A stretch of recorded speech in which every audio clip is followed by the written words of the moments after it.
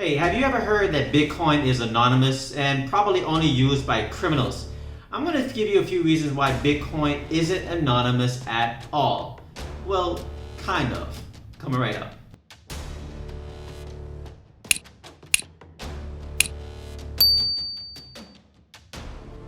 What's up, Crypto Land? Black Crypto here, bringing you another cryptocurrency video. Now, we're going to be talking about Bitcoin in terms of it being anonymous. Now, Bitcoin isn't anonymous.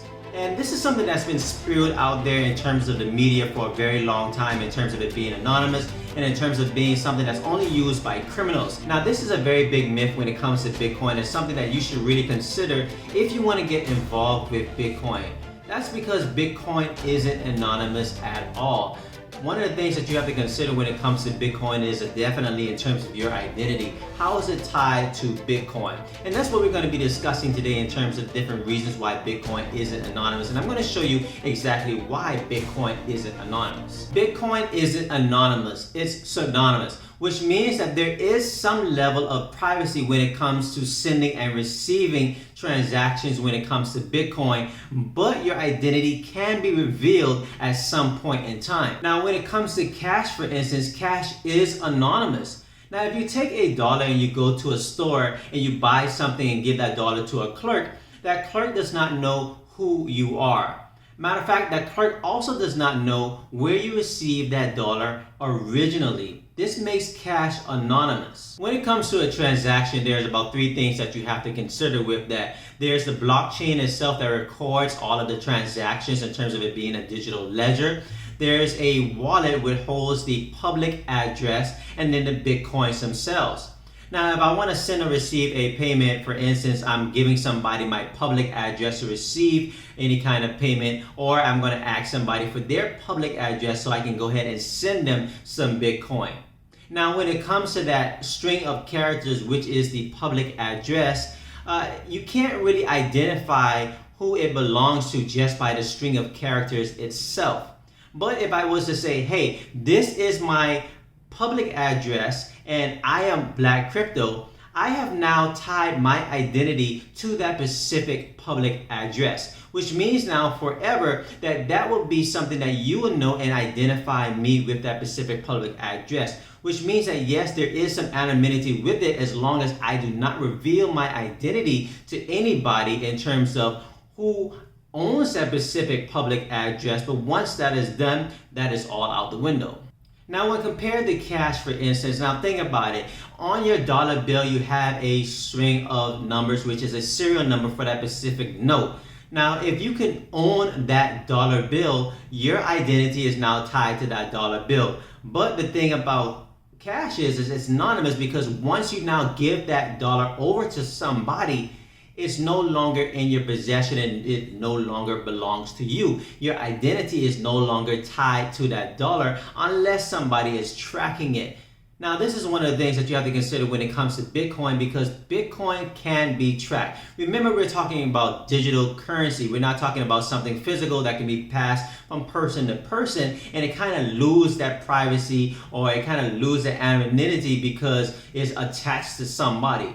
When it comes to something being digital, you have more of a track record because you can tie things to something digitally. And this is one of the reasons why Bitcoin, from its conception, was never anonymous. Now, maybe you've heard a whole lot in terms of Bitcoin being anonymous because of the early days, because you say, hey, Bitcoin was only used by criminals. Now, this is true that Bitcoin was used by criminals in the early days, and this is one of the ways that a lot of people heard about Bitcoin.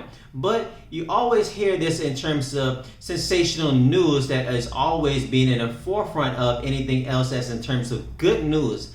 Now, you heard this a whole lot because of the dark web, for instance, and in terms of a website in terms of called the Silk Road, being one of those websites that use Bitcoin predominantly in terms of making payments on that to buy any kind of illegal goods and services. Now, if you think about it, how did they shut down Silk Road? How did they arrest the founder for Silk Road in terms of capturing them based off of this anonymous payments?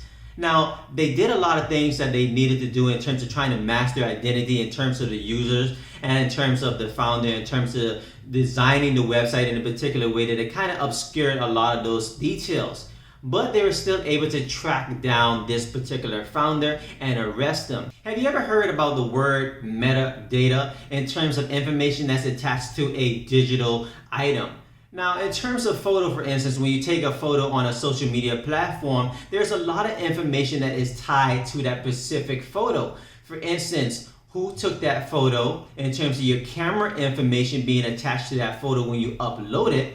And then your profile information is attached to that photo. For instance, your location, a person that you tag inside of that photo. All of that information is inside of that metadata when it comes to that specific photo. Of course, we all know that in terms of Google or in terms of Facebook, in terms of selling a lot of information or selling a lot of information about you to advertisers, that's because they have a lot that is attached to that specific product or that specific file, and they can now tell a whole lot about you, and now that they can also identify exactly who you are and your patterns. If you want to own any kind of Bitcoin, then you have to go through an online exchange. But these online exchange must comply with governmental regulations. Now, governmental regulations like, for instance, KYC, which is Know Your Customer, where you must identify yourself when you're on the exchange, and AML, which is anti-money laundering laws. Now, when it comes to an exchange and it comes to Bitcoin being 100% digital, they can attach a little piece of information to that Bitcoin. And that information can be your profile and who you are, and attaching it to that Bitcoin, so they know that when you buy or you send that money out to another public address, they know that it came directly from you and they can track it in the future. One of the largest companies when it comes to tracking Bitcoin and its transactions is Chain Analysis. This is a blockchain forensic analysis company that does a lot when it comes to tracking the movements of cryptocurrency. Of course, this means that this company is very much in bed with the governments or authorities when it comes to tracking any kind of criminal activity. One of the reasons behind this is because with blockchain, it's transparent. Anybody can download the blockchain and see this information for themselves. But what they'll do is they'll see a whole lot of transactions and public addresses, and they really won't know what they're looking at. But with the right software, you can kind of unweave this whole web of transactions to discover anybody's buying patterns, or once you identify somebody's public address, to see, hey, what is the history of this person's public address, to know not only that one transaction, but all the transactions that have ever occurred with that specific person. So does this mean that the government can always track your Bitcoin, track your money? Yes and no. The reason why is because you can always do some things that really increase your privacy when it comes to you owning and spending your Bitcoin and other cryptocurrencies.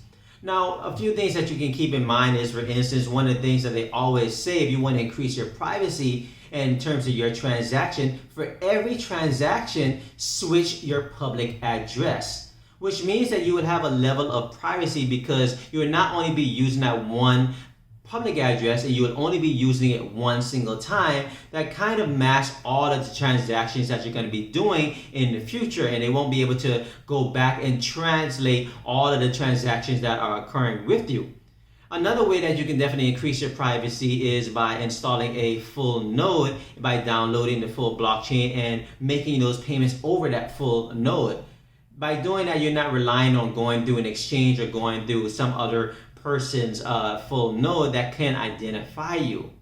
Also, you can do something in terms of installing a VPN, which is a virtual private network, which can mask your IP. I know you hear a lot about VPNs in case if you want to watch a movie that is regionally locked to a specific region and you can't watch it, you can get around that by installing a VPN.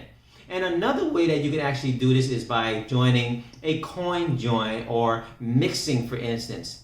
This is when you go ahead and you take your Bitcoin and you send it to a pot, and this pot is then mixed up with everybody else who sends their coins to that specific pot, and then they send you back the same amount of coins back to you. Now you have Bitcoin, but it's all mixed up with other people's Bitcoin information.